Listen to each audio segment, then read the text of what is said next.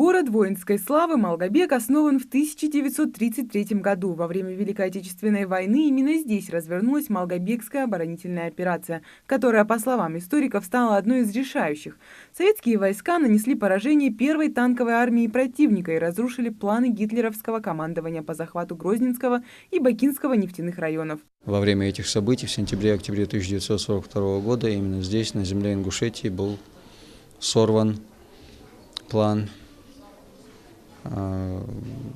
нацистского военно-политического руководства по быстрому прорыву к нефти Советского Юга, к нефтеносным районам Грозного и Баку.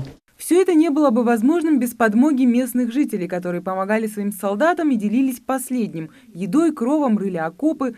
Участники конференции в большинстве своем историки и исследователи. Эти люди по крупицам собирали и собирают информацию о тех страшных годах.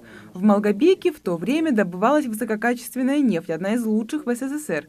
Она шла исключительно на производство топлива для самолетов.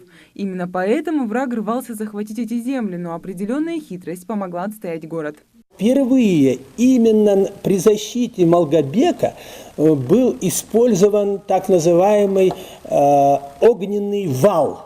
Огненный вал, то есть по каналу, который проходит там, в тех местах, были вырыты, так как и противотанковые рвы, были на более танкоопасных направлениях вырыты от канала ответвления рвы, по которым пропускали воду, ну там полметра, может меньше там воды, и сверху заливали это нефтью, соляркой, керосином, ну может быть меньше бензином. Специально где-то в укрытии сидел человек, который открывал там кран, и все это по поверхности идет вот эта нефтяная пленка, скажем так, нефть, керосин, солярка, все это дело.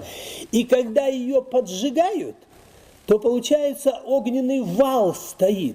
Немецкие танкисты подходят к этому рву, если через ров можно как-то там попытаться перейти, когда ты видишь углубление и так далее, то тут огонь, стена стоит, целая стена, и все, танки разворачиваются. О том, что Малгобекский рубеж сыграл такую большую роль в страшной войне, долго умалчивалась. Историческая справедливость в отношении Малгобека была восстановлена лишь спустя 62 года после окончания войны. Осенью 2007 года указом президента за мужество, стойкость и массовый героизм ему было присвоено почетное звание «Город воинской славы». Потому многие факты тех сражений остаются до сих пор неизвестными, но сотрудники НИИ намерены это исправить. Такие страницы, как Малгобекская оборонительная операция, битва за Кавказ, они в целом остаются относительно белыми пятнами в истории.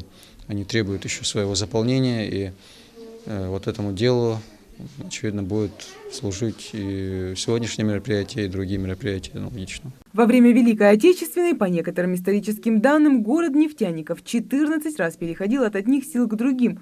Малгобекская оборонительная операция стала одной из крупнейших битв на Кавказе. В обороне города погибло более 120 тысяч советских солдат и офицеров. Сейчас поиском так и не вернувшихся солдат с полей той войны занимается поисковое движение России. За годы работы на их счету сотни перезахороненных и десятки опознанных героев.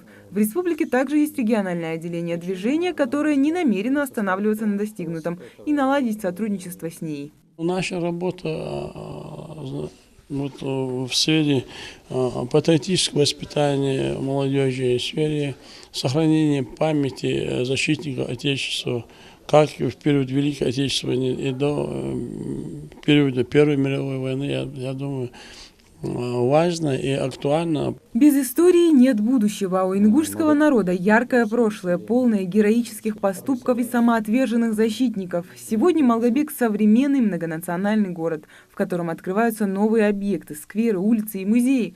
И все это благодаря тысячам солдат и простых жителей, которые вместе боролись за свой общий дом. Мария Мистоева, Зарема Евлоева, Хаваш Гойгов, Новости 24.